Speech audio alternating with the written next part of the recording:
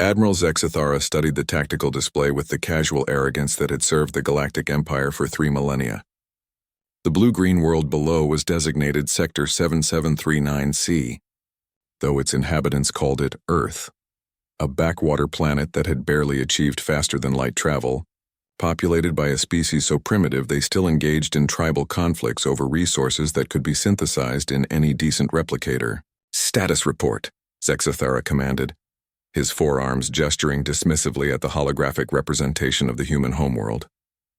17 dreadnoughts in formation, Admiral," reported his tactical officer, a hulking Gorvani whose scales shimmered with anticipation. Their entire fleet consists of 12 vessels. Preliminary scans indicate crude fusion reactors and projectile weapons.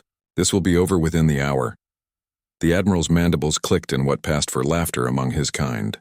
The Empire had conquered 600 species, each one believing themselves special, unique, destined for greatness.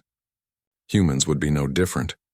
Their ships looked like metal coffins welded together by children, bristling with primitive kinetic weapons and chemical propulsion systems that belonged in a museum. "Begin the bombardment," Zexathara ordered. "Make it quick. I have a dinner appointment with the sector governor." The Imperial fleet moved with practiced precision, their energy weapons charging with the distinctive whine that had preceded the subjugation of countless worlds. But as the first salvo prepared to fire, something impossible appeared on the sensors. "Admiral?" The sensor operator's voice cracked. "New contact. Single vessel, bearing directly for our formation." Zexathara's attention snapped to the tactical display. A lone ship had appeared seemingly from nowhere, its design unlike anything in the Imperial database. Where human vessels were angular and crude, this craft flowed like liquid metal, its hull seeming to shift and adapt even as they watched.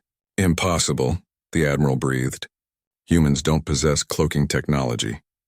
"Sir," the communications officer interrupted, "we're receiving a transmission. Audio only." "Put it through." A human voice filled the bridge, calm and conversational as if discussing the weather. "Imperial Fleet, this is Captain Sarah Chen aboard the UES Prometheus. You are ordered to withdraw from the system immediately." Zexathara's laughter boomed across the bridge.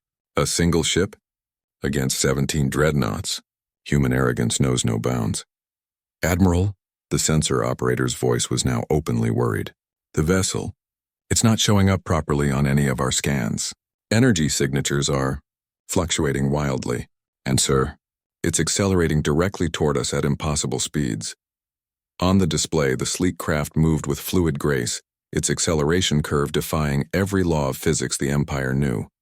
It should have been crushed under such G-forces, yet it continued to accelerate, weaving between the Imperial formation like a dancer. "All ships open fire," Zexathara commanded. 17 of the Empire's most advanced warships unleashed their fury. Energy beams that could crack planets lanced through space, converging on the single human vessel. The Admiral watched with satisfaction as the combined firepower of his fleet, enough to sterilize a continent, engulfed their target. But when the energy dissipated, the ship remained untouched. "Impossible," Zexathara whispered. Captain Chen's voice returned, now carrying a hint of steel. "You were warned. Prometheus, you are weapons-free. What happened next would be studied in Imperial war colleges for generations, if any survived to establish them." The human ship didn't fire conventional weapons. Instead, space itself seemed to twist around it. The fabric of reality bent, and suddenly 3 of the Empire's dreadnoughts simply ceased. Not destroyed, not damaged. They were gone, as if they had never existed. "Report," Zexathara screamed. "Unknown weapon system," his tactical officer reported, his voice hollow with shock. "It appears to manipulate space-time itself. Our shields, our armor, none of it matters if the ship doesn't exist in the same dimensional framework." The Prometheus moved again, a predator among prey. Another impossible maneuver, another twist in reality's fabric. 4 more dreadnoughts vanished into dimensional rifts that sealed themselves an instant later. "Sir?" The communications officer's voice was barely a whisper. "Captain Chen is hailing us again." "You see," Chen's voice continued conversationally, "everyone always focuses on our primitive ships, the ones we let you scan. But you never asked about our prototypes, The Empire has rules, doctrine, established ways of doing things. We don't. The Prometheus danced between the remaining Imperial vessels, untouchable. Each movement was a masterpiece of physics that shouldn't exist, powered by technologies that the Empire's greatest minds would have dismissed as fantasy. Humans are crazy enough to weaponize black holes, Chen continued, to fold space like origami, to look at the fundamental forces of the universe and ask, what if we broke those? Now, you've been fighting the same way for 3,000 years. We've been improvising for 3 decades. Admiral Zexathera watched his mighty fleet disappear one ship at a time. The humans weren't just winning. They were demonstrating that the Empire's entire understanding of warfare was obsolete. Please, he found himself saying into the comm. We surrender. Too late for that, Admiral. You came to our home. You threatened our children. Did you really think we'd build a prototype and only make one?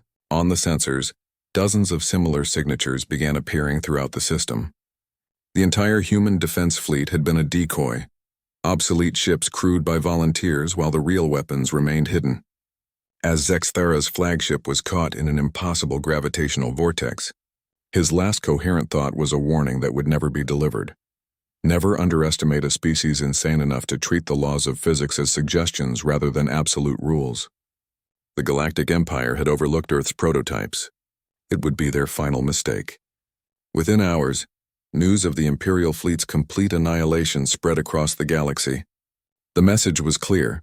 Humanity had not just joined the galactic community, they had redefined it. And anyone foolish enough to threaten Earth would discover that human ingenuity, when properly motivated, could reshape the very foundations of reality itself.